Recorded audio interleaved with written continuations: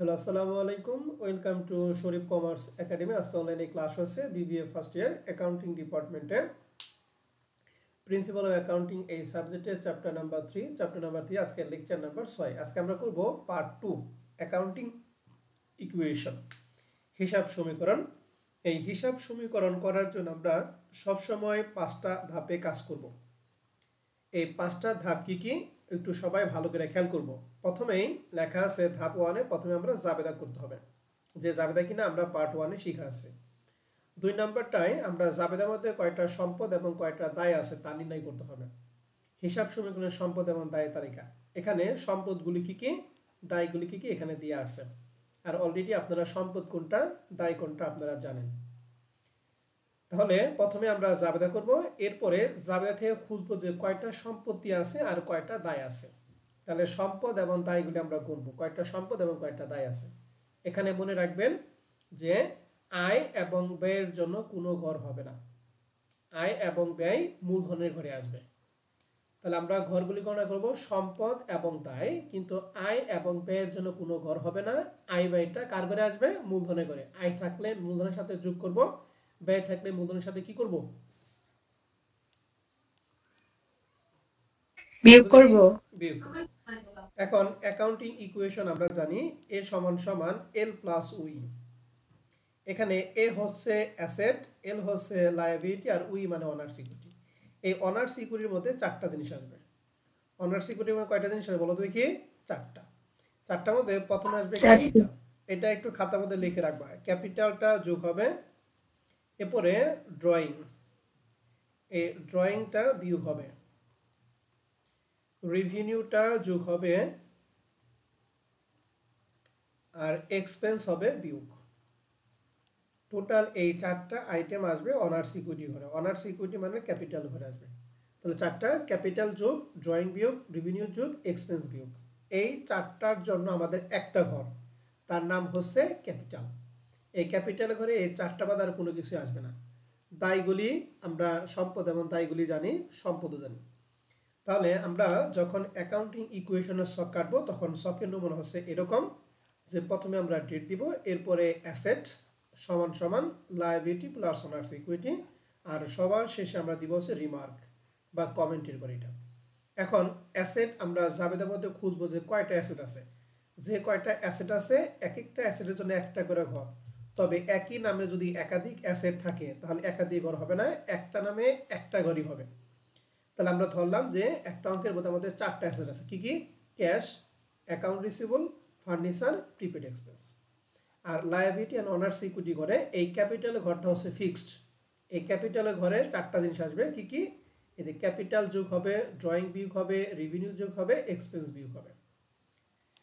এই ক্যাপিটাল বাদে বাদ বাকি আমাদের যে কয়টা দায় থাকবে, তবে একই নামে একাধিক ঘর হবে না। একটা দায়ের জন্য মানে একটা দায়ের জন্য একটা করে ঘরই হবে। যে কয়টা দায় থাকবে প্রত্যেকটা দায়ের জন্য একটা করে ঘর হবে আমাদের।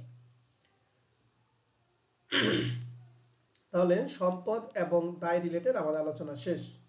আর নিচে লেখা আছে 4 নম্বর ধাপে নিচের কথাগুলো মনে রাখতে হবে।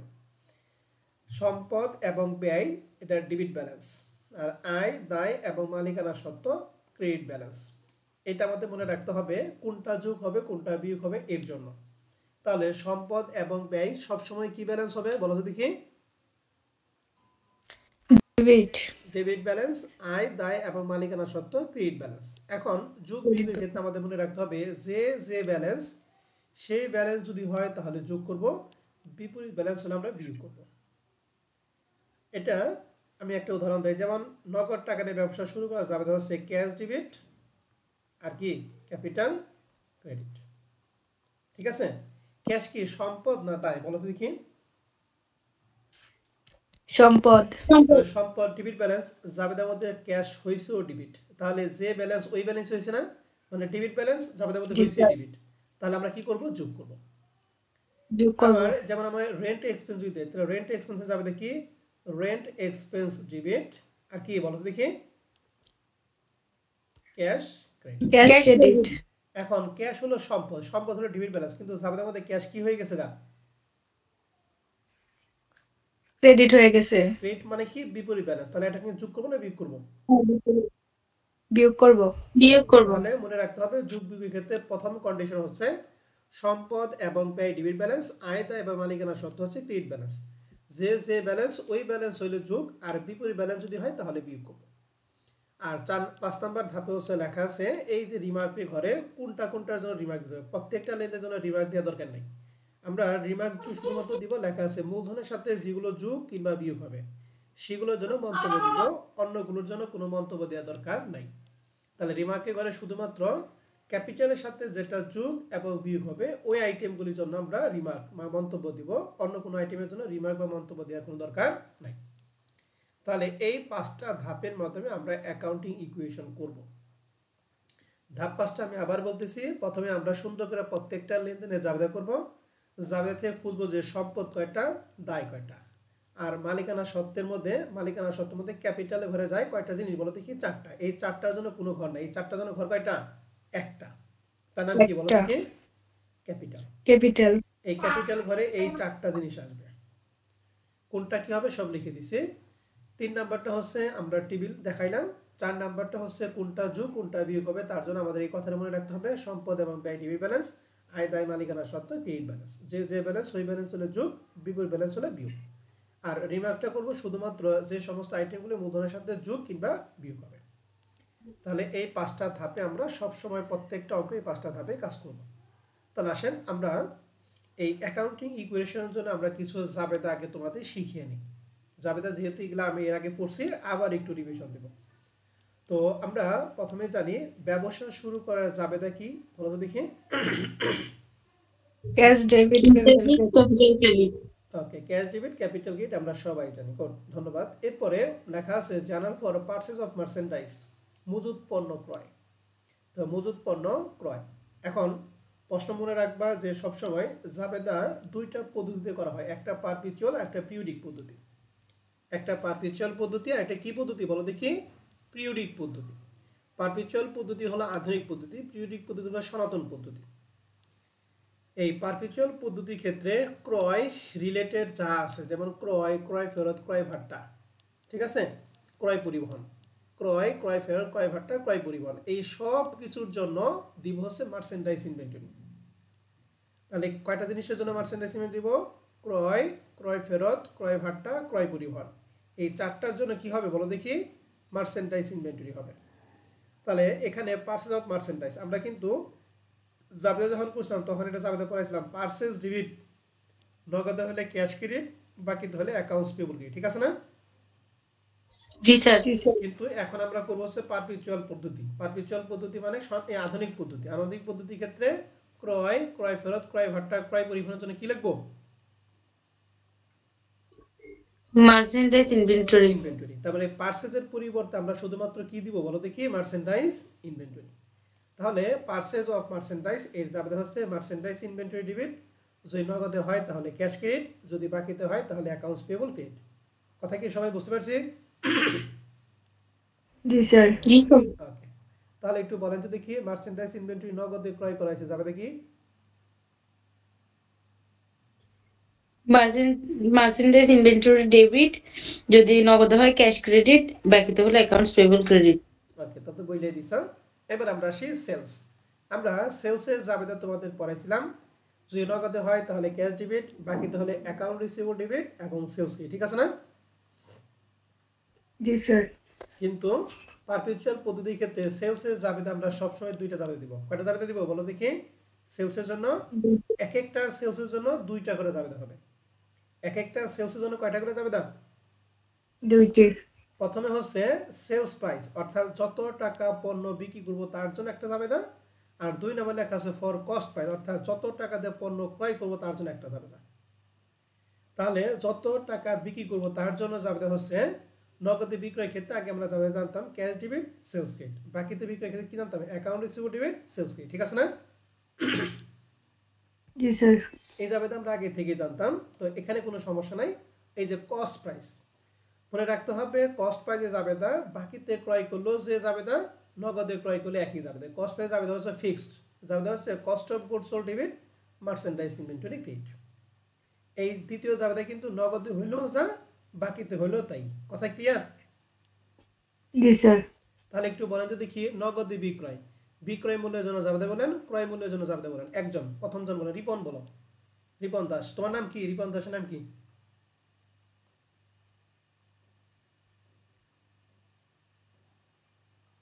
আচ্ছা সময় বলো তো দেখি, নগদে পণ্য বিক্রয়, বিক্রয় সেলস প্রাইস জাবেদা বলবো, কস্ট প্রাইস জাবেদা বলো।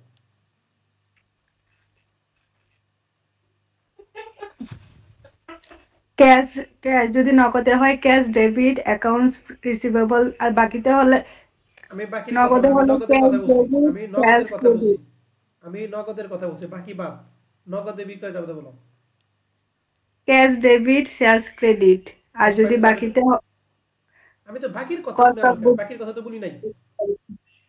গুডস অফ কোর্স ডেবিট আর এসে মার্চেন্ডাইজ ইনভেন্টরি ক্রেডিট। এবার বলো বাকিতে বিক্রয় জাবেদা বলো, বিক্রয় মূল্য এবং ক্রয় মূল্য। বাকিতে account receivable debit sales credit. হ্যাঁ, accounts receivable debit sales credit বাকিতে। ওকে। এবার কস্ট প্রাইস জাবেদা বলো, দুটো একসাথে বলতে হবে। Cost of goods sold debit merchandise inventory credit. Okay, মনে রাখো। তাহলে বিক্রয় বলতে দুইটা জাবেদা, বিক্রয় মূল্যের ক্ষেত্রে নগদে হলে নগদের জাবেদা, বাকিতে হলে বাকির জাবেদা। আর এই কস্ট প্রাইস জাবেদা নগদের ক্ষেত্রেও যে জাবেদা, বাকির ক্ষেত্রে কি বাকির ক্ষেত্রে সেম জাবেদা। সেম যাবে। ওকে, মনে জানি থাকে এটা। হ্যাঁ, জি স্যার। এরপর আমরা আসবো সেলস রিটার্ন এন্ড অ্যালাউন্স, বিক্রয় ফেরত। মনে রাখতে হবে বিক্রয় ফেরতের জাবেদা হচ্ছে দুইটা। বিক্রয় ফেরতের জাবেদা কয়টা? দুইটি। দুইটা। বিক্রয় যে জাবেদা, বিক্রয় জাবেদার ক্ষেত্রে দুইটা জাবেদা, বিক্রয় ফেরতের ক্ষেত্রে দুইটা জাবেদা দিব। তাহলে আমরা জানি বিক্রয় জাবেদা আমরা পড়ছিলাম sales return and allowance debit account receivable credit, এই জাবেদা হচ্ছে সেলস প্রাইজের জন্য। আর কস্ট প্রাইজের জাবেদা হচ্ছে বিক্রয় করার ক্ষেত্রে যে কস্ট প্রাইজের জাবেদা দিয়েছিলাম, বিক্রয় ফেরতের ক্ষেত্রে ওই জাবেদা উল্টা হইব। তো উল্টা জাবেদাটা কি? Merchandise inventory debit, cost of goods sold credit. Credit. এই যে ক্রয় বিক্রয় ক্ষেত্রে যে জাবেদা, বিক্রয় ফেরতের ক্ষেত্রে এটা ঠিক উল্টা, ডেবিটটা ক্রেডিট হবে, ক্রেডিটটা ডেবিট হবে। তাহলে সেলস রিটার্ন এন্ড অ্যালাউন্সের জাবেদা হচ্ছে, বলো তো দেখি, বিক্রয় মূল্যের জাবেদা কি?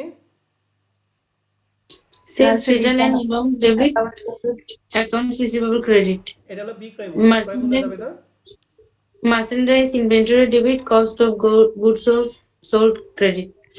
ওকে, তাহলে আমরা বিক্রয় ক্ষেত্রে দুইটা জাবেদা পড়লাম, বিক্রয় ফেরতের ক্ষেত্রে দুইটা। এই দুইটা জাবেদা হচ্ছে এই অ্যাকাউন্টিং ইকুয়েশনের জন্য ভিন্ন, আর বাদ বাকি যা আছে আগের মতোই। এবার দেনাদার কাছে রিসিভ করার জাবেদা আপনারা জানেন, ক্যাশ ডেবিট, যদি ডিসকাউন্ট থাকে তাহলে সেল ডিসকাউন্ট ডেবিট, আর অ্যাকাউন্ট রিসিভেবল ক্রেডিট। ঠিক আছে না? জি স্যার। আর পাওনাদারকে পরিশোধ করার জাবেদা হচ্ছে accounts payable debit, cash credit. যদি ডিসকাউন্ট থাকে তাহলে পার্সেন্ট ডিসকাউন্ট কি হয়? ক্রেডিট হয়। ঠিক আছে? ক্রেডিট। জি তাহলে স্যার। একটু দুইজন জাবেদা একটু বলো তো দেখি, দেনাদার কাছে রিসিভ করার জাবেদা ডিসকাউন্ট নাই, জাবেদা কি? Cash cash debit debit, accounts receivable credit. Credit. Good. Discount আছে, cash cash debit debit, discount discount debit, debit account account receivable credit. Good. পাওনাদারকে পরিশোধ, ডিসকাউন্ট নাই।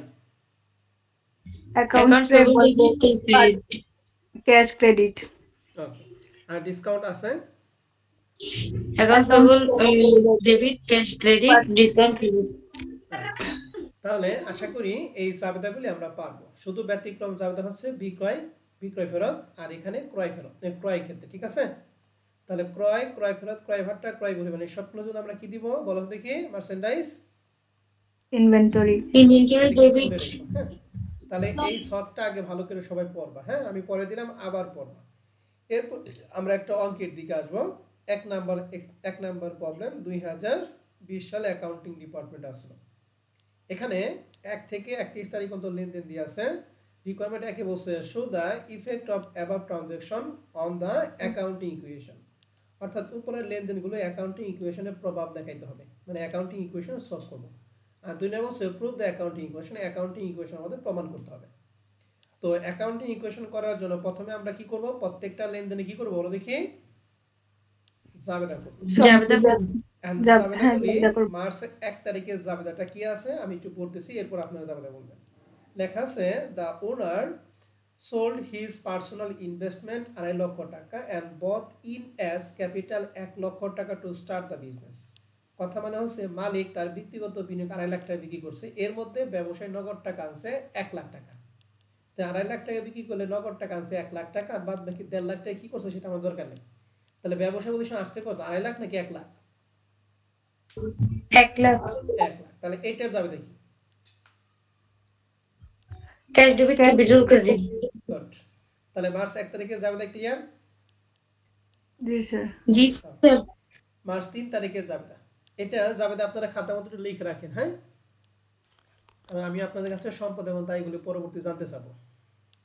তাহলে প্রথম যাবে হচ্ছে ক্যাশ ডেবিট আর কি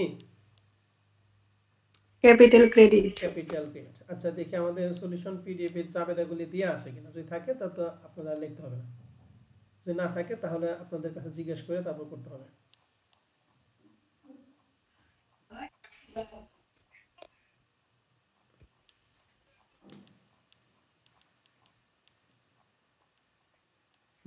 ওকে, তাহলে আমাদের প্রথমটা রাফের জন্য আমাদের জাবেদা করা আছে, হ্যাঁ? তাহলে মার্চ 1 তারিখে জাবেদা হচ্ছে ক্যাশ ডেবিট ক্যাপিটাল কি ওকে। এবার 2 তারিখে জাবেদা লেখা আছে paid office rent for the month. তাহলে এই মাসের অফিস ভাড়া দেওয়া আছে, তাহলে পেড করলে ক্যাশ ক্রেডিট হয় যাবে দেখি paint expense debit cash credit. Good. 4 তারিখে লেখা আছে পারচেজ মার্চেন্ডাইজ ফর ক্যাশ, নগদে পণ্য ক্রয় করা হয়েছে যাবে দেখি লিখবো merchandise inventory debit cash credit. Okay, এখানে কিন্তু পারচেজ বলা যাবে না, ঠিক আছে ম্যাডামরা? পারচেজ কিন্তু ভুলেও বলা যাবে না। তাহলে যাবে দেখি মার্চেন্ডাইজ ইনভেন্টরি ডেবিট এবং কি ক্যাশ ক্রেডিট। Cash credit. 8 তারিখে লেখা আছে purchase merchandise from Suman traders 1 লক্ষ টাকা অন অ্যাকাউন্ট, অন অ্যাকাউন্ট মানে বাকিতে। তাহলে বাকিতে পণ্য ক্রয় করতে যাবে দেখি মার্চেন্ডাইজ ইনভেন্টরি ডেবিট আর অ্যাকাউন্টস পেয়েবল ক্রেডিট। গুড। তাহলে 4 এবং 8 দুটো ক্লিয়ার সবাই? জি স্যার। 10 তারিখে লেখা আছে borrowed 70,000 from EBL and sign a notes payable. অর্থাৎ বলছে যে ইবিএল ব্যাংকে থেকে 70,000 টাকা ঋণ করছেন, কার মাধ্যমে? নোটস পেয়েবল মাধ্যমে। এখন তো ঋণ করলে নগদ টাকা বাড়ে না কমে? নগদ টাকা কমে কেন? ঋণ করলে নগদ টাকা বাড়ে, দায় এসে বৃদ্ধি পায়, নগদ টাকাও বৃদ্ধি পায়, দায়ও বৃদ্ধি পায়। তাহলে ঋণ যেহেতু করি তাহলে নগদ টাকা বৃদ্ধি পাইছে, তাহলে ক্যাশ ডেবিট। আর দায় বৃদ্ধি পাইছে, দায় বৃদ্ধি পেলে কি বলো দেখি? Notes payable credit. গুড। তাহলে দায়ের নাম হচ্ছে নোটস পেয়েবল। তাহলে 10 তারিখে যাবে আমরা কি লিখবো? Cash debit notes payable credit. Cash debit notes payable credit. 10 তারিখে যাবে ক্লিয়ার? জি স্যার। এখন আসেন 16 তারিখে যাবে লেখা আছে সোল্ড মার্চেন্ডাইজ ফর ক্যাশ, ওই যে নগদে বিক্রি করছে 85,000 টাকা, আর বিক্রয়কৃত পণ্যের ক্রয় মূল্য ছিল 65,000। আমরা জানি বিক্রয় ক্ষেত্রে আমাদের কয়টা দিন লাগে? দুইটা। তাহলে এই 85,000 এর বিক্রয় মূল্য যাবে দেখি নগদে বিক্রয় করছে, এটা cash debit merchandise inventory credit. না না না তা হবে না, ভালো করে বলেন। মার্চেন্ডাইজ ইনভেন্টরি আসলে ক্রয়, ক্রয় ফেরত, ক্রয় ভাটা, ক্রয় পরিবহনের ক্ষেত্রে, কিন্তু বিক্রি করা আছে।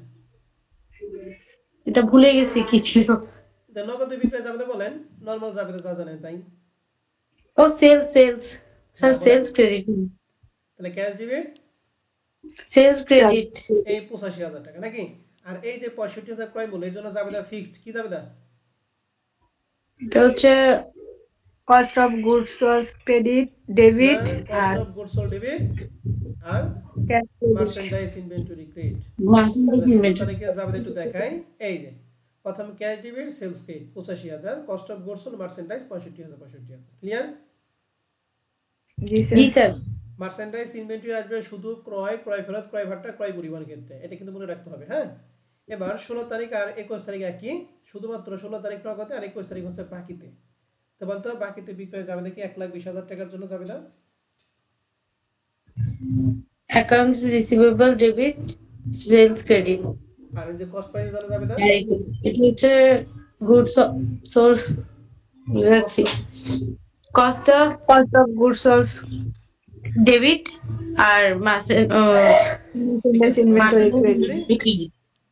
এখানে একটা কন্ডিশন আছে দেখো, 2-10-30। এই কন্ডিশন মানে কি? 10 দিনের মধ্যে পরিশোধ করলে 2% ডিসকাউন্ট পাবো, আর 10 দিনের পরে যদি পরিশোধ করা হয় তাহলে সেক্ষেত্রে কোনো ডিসকাউন্ট পাবে না, কিন্তু সর্বোচ্চ 30 দিন সময় দিছে। তাহলে 10 দিনের মধ্যে পরিশোধ করলে কয় পার্সেন্ট ডিসকাউন্ট বলো দেখি? 2%।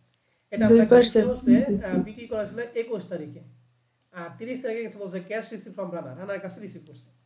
তাহলে 21 তারিখে বিক্রি করে 30 তারিখে রিসিভ করছে, 10 দিনের মধ্যে পড়ছে না পড়ে নাই? পড়ছে। অবশ্যই পড়ছে। তাহলে ডিসকাউন্ট কি হবে না হবে না? অবশ্যই হবে। ডিসকাউন্ট হবে। আপনার যে বলছেন হবে। পড়ছে মানে অবশ্যই ডিসকাউন্ট হবে। এখন দেনাদার কাছে রিসিভ করা যাবে না ডিসকাউন্ট সহ।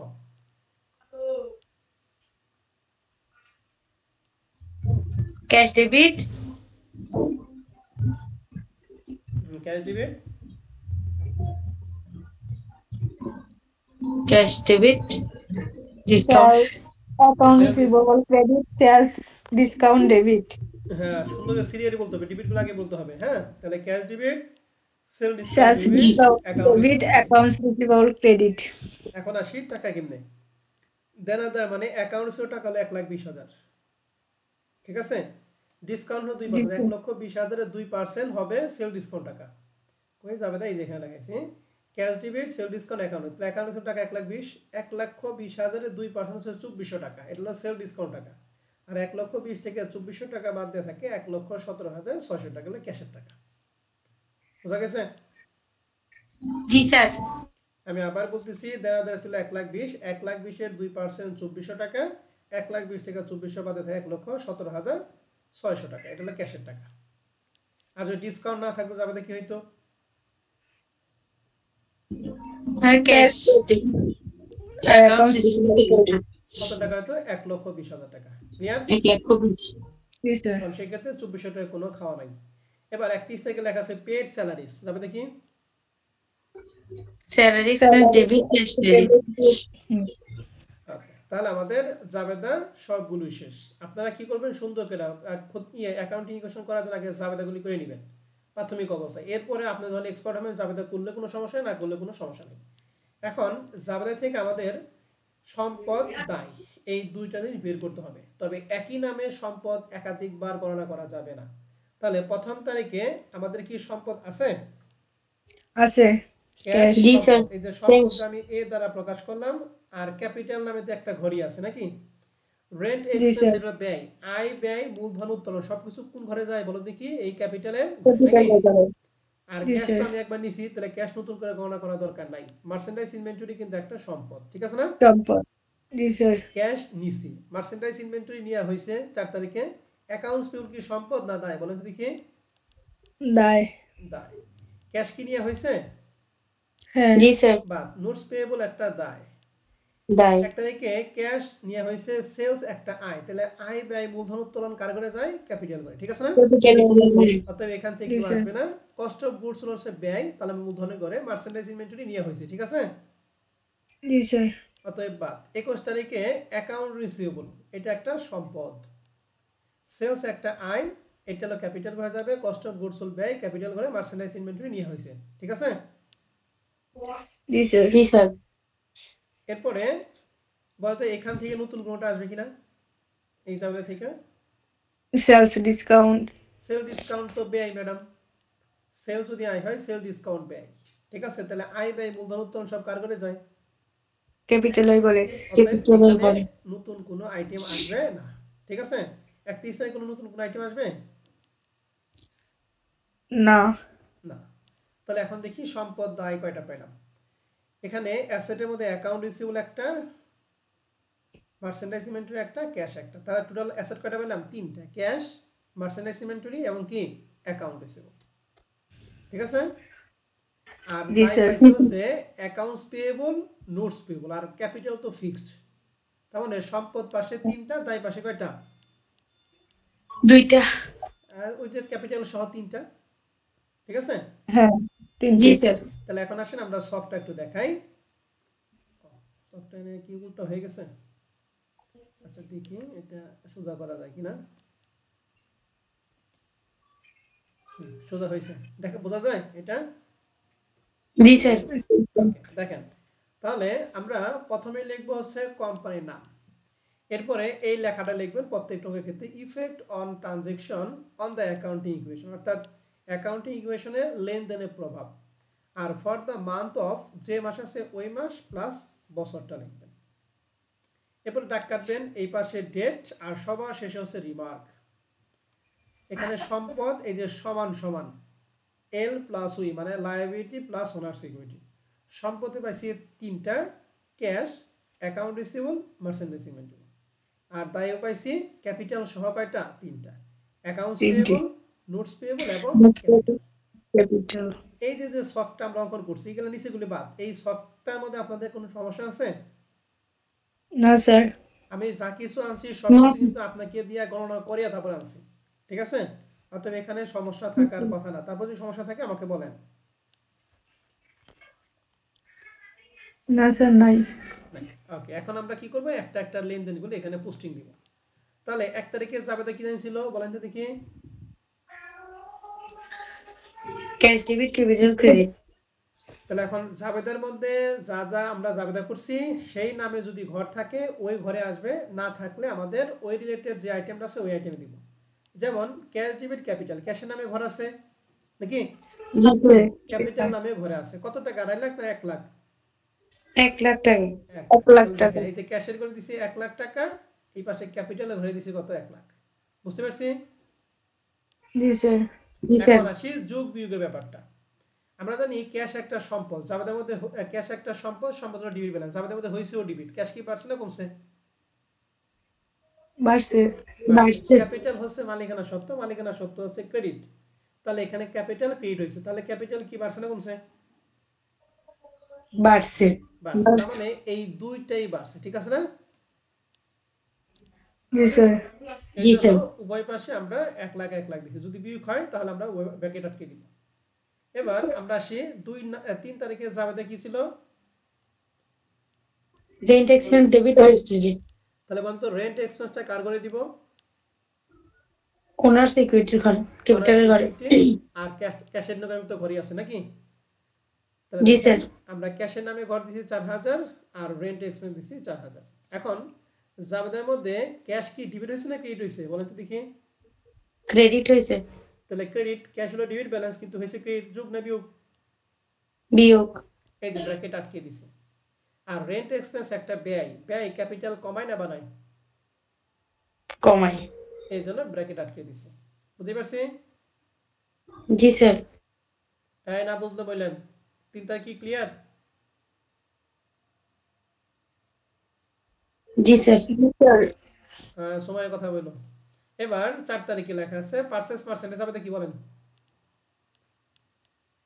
Merchandise inventory debit capital.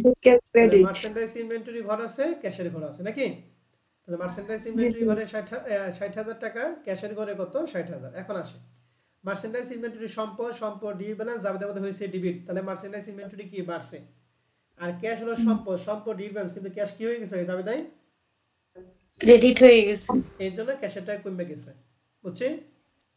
জি স্যার। জি স্যার। আমরা শুধু ব্র্যাকেটের মাধ্যমে বুঝাই দিব। হ্যাঁ, কোনটা বাড়ছে কোনটা কমছে। ব্র্যাকেট ক্লোজ করা মানে হচ্ছে ব্র্যাকেটে দুইটা ব্র্যাকেট দিয়ে আটকানো মানে হচ্ছে কমে গেছে, আর ব্র্যাকেট ছাড়া মানে বেড়ে গেছে, ঠিক আছে? জি স্যার। ওকে।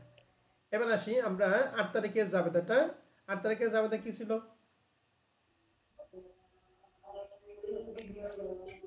Merchandise inventory debit accounts payable credit. বলেন কার কার ঘরে যাবে? মার্চেন্ডাইজ। আমাদের ঘরে ক্যাপিটালের ঘরে দায়ী পাশে। না না, দাই পাশে কেন? ক্যাপিটাল ঘরে যাবে কেন? দাই পাশে তো অ্যাকাউন্টস নামে ঘরই আছে, ঠিক আছে না? জি স্যার। পড়াতে তো।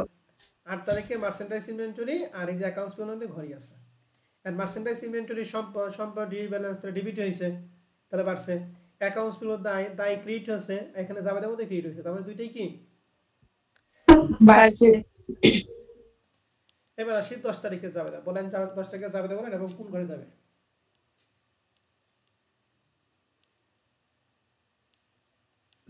প্রথমটা ক্যাশ ডেবিট সেলস ক্রেডিট।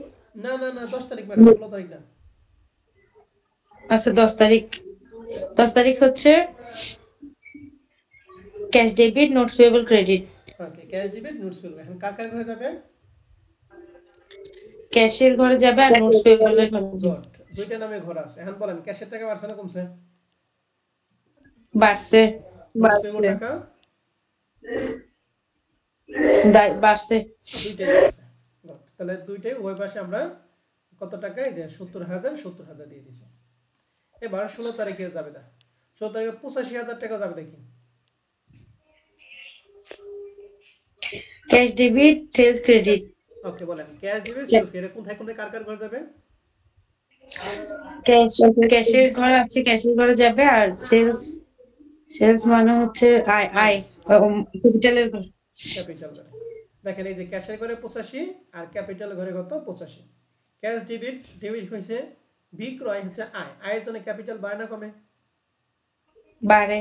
বাড়ে তাহলে আমি 85,000 টাকা এই পাশে বাড়ছে ওই পাশে বাড়ছে এই 16 তারিখে আরেকটা লেনদেন আছে এখানে মাঝখানে আমরা দাগ দিব না ও কিন্তু দাগ দিছে আমরা দাগ দিব না হ্যাঁ 16 তারিখে নিচে আরেকটা আমাদের আছে সেটা কত টাকা এই যে 65,000 টাকা এটা যাবে দেখি cost of goods sold debit merchandise inventory credit.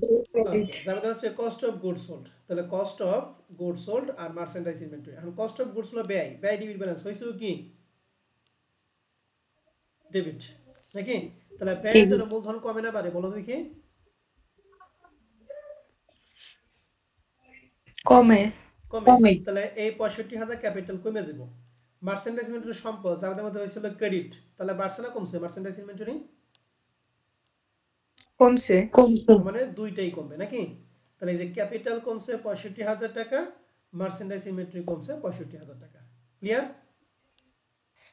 G sir G sir. এই যে মাঝখানে যে ঘরটা আছে ঘরটা কিন্তু বাদ 16 তারিখে একটা ঘরের মধ্যে দুইটা লেনদেন দিয়ে দিবেন ঠিক আছে জি স্যার ওকে এবার বলেন হচ্ছে 21 তারিখে 1,20,000 টাকা যাবে দেখি